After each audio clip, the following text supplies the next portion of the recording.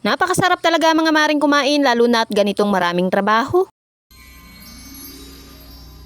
Magandang araw, another day, another mini vlogs. Panibagong araw na naman mga mare namin dito sa bukid, kaya naman tara, samahan nyo kami. Araw ng Martes ngayon mga mare, kaya naman ay medyo tanghali na nga kaming pumunta dito sa aming taniman. Meron pa kasi ako mga maring obligasyon na kailangan gampanan tuwing Martes, kaya naman ay medyo tanghali na nga kami ngayong araw. Ngayong araw pala mga mare ay meron din kaming pa-harvest ng eggplant, kaya naman ay pupunta nga kami dito sa aming taniman. At na ito nga mga mare si Mister, talaga namang medyo nalulungkot nga yan dahil kokonti nga ma-harvest namin ngayong araw. Pero sabi ko nga sa kanya mga mare ay huwag nga siyang panghinaan dahil marami o kaunti man yan ay blessing pa rin nga ito. Sa mga katulad nga namin mga maring magtatanim ay talaga naman laban nga lang tayo at huwag nga tayong panghinaan ng loob. Marami nga dyan ay mas apektado pa nga ng bagyo, kaya naman ay sobrang nagpapasalamat nga kami dahil ito nga lang ang naging epekto sa amin. Dahil sabi ko nga mga mare, wala naman kaming karapatang magreklamo dahil kung iisipin nga natin yung iba nga dyan ay lubog pa nga sa baha. At least yung problema natin dito mga mare sa ating tanim na eggplant ay meron pa nga solusyon na magagawa. At dini nga mga mare ay inintindi ko na nga itong mga dala ko na pampameryenda dito sa aming mag-harvest. At syempre dahil coffee is life na nga mga mare ang mga tao dito ay talaga namang inintindi ko na rin nga ang pagpapainit ng tubig. Dahil pagkarating nga mga mare nung aming mga mag-harvest ay talaga namang kape nga agad ang hahanapin nila. Kaya naman natutuwa nga kami mga mare ni Mister, talaga naman sanay na nga sila dito sa amin. Ngayong araw pala ay hindi kami nakauwi ng bayan para bumili ng ulam, kaya naman ay pansit kanto na nga lang ang aming ipamimeryenda. Kapag meron nga nagtatrabaho sa amin dito mga mare ay talaga namang magtipid na nga kami sa ibang bagay, huwag laang sa pagkain. Dahil naniniwala kami na kaya nga kami ay binibless ni Lord ay talaga namang hindi nga kami nagtitipid at nagdadamot sa mga pagkain. O baka naman may magsabi na naman dyan na ang yabang ko na naman sa aking mga vlog, subukan yung pumunta dito at hindi nga kayo magugutom. At kasakdalan nga niyan mga mare, ipangutang nga namin kayo, may makain nga lang. Huy, basta naniniwala kami mga mare na kaya kami binibless ni Lord dahil nga ay hindi nga kami nagdadamot pagdating sa pagkain at yun nga ang aming paniniwala. At dini nga mga mare ay talaga namang hindi ko nga maiwasan na hindi kumain itong tinapay at talaga namang napakasarap nga nung peanut butter na gawa ni Mother. Napakataas nga mga mare sa calories nitong peanut butter pero wala nga tayong magagawa dahil talaga namang hindi nga natin maiwasan. At kung hindi nyo nga may tatanong mga mare ay talaga namang nakaapat na bansa ko sa pagkakaupo kong ito. At hindi na talaga ako nagda-diet mga mare at talagang kain kung kain nga ang aking ginagawa. Hirap na hirap nga ako magbalik loob ngayon mga mare sa pagda-diet, ewan ko ba kung bakit. Anyway, at dini nga mga mare habang naghihintay nga kami nung mga mag-harvest ay nagprone nga muna ako sa at inayos ko rin nga mga mare ang mga puno nitong eggplant na ito dahil talaga namang nagtumbahan na nga. Mundo kasi mga mare itong aming pinagtaniman, kaya naman ay talaga naman sobrang naapektuhan nga ito ng hangin. Kapag mahangin kasi mga mare ay nalalaglag nga yung mga bulaklak at yun nga nagiging dahilan ng pag-unti ng bunga. Pero magtiwala lang tayo mga mare sa itaas dahil alam nating babalik ang lahat sa normal. Sabi nga lang mga mare, kahit hindi palaging paldo, ang mahalaga ay madalas sa isakto. At ang mahalaga naman mga mare ay nakakaraos tayo sa pang-araw-araw na buhay natin. Sa ngayon nga mga mare ay sobrang lakas pa rin ang hangin dito sa aming lugar, kaya naman ay hirap na hirap nga kami kahit sa pag-i-spray. Kaya naman ang plano nga namin dito mga mare ay pagahukan nga ulit yung puno at bagsakan nga ulit ng abono. At baka sa paraan na iyon mga mare ay bumalik nga ulit yung dating dami ng bunga nito. Pero hindi na nga kami mga mare umaasa na dumami pa ng sobra ang bunga nito dahil ito naman ay nasa 8 months na nga ang edad ng aming eggplant na ito. Medyo may edad na nga, kaya naman ay kung ano na nga lang ay ibigay sa amin ay ipagpapasalamat na nga lang din namin. Ang mahalaga ay ginagawa pa rin namin yung part namin at inaalagaan pa rin namin sila ng tama. At dini nga mga mare ay nagtitinor nga kami dahil talaga namang kung mapapansin ninyo ay medyo maliliit na nga yung ibang bunga. Medyo seryoso nga kami dyan mga mare ni Mister sa pamimili dahil talaga namang kailangan maayos nga ang pagkahiwa-hiwalay nito. Para naman ay hindi nga nakakahiya mga mare dun sa ating sulitan kapag tayo nga inaribandilan. Huy! At dini naman mga mare isinako ko na itong maliliit na eggplant or gulgul nga kung tawagin dito sa amin at ipapahila na rin nga ito ngayong araw papunta dun sa tabing kalsada. Dahil medyo malayo nga itong aming taniman dun sa tabing kalsada, kaya naman sa hapon nga ipinapahila na rin nga ito palabas. O siya, hanggang dito na lang mga mare, maraming salamat, stay safe, God bless, bye, bukas ulit!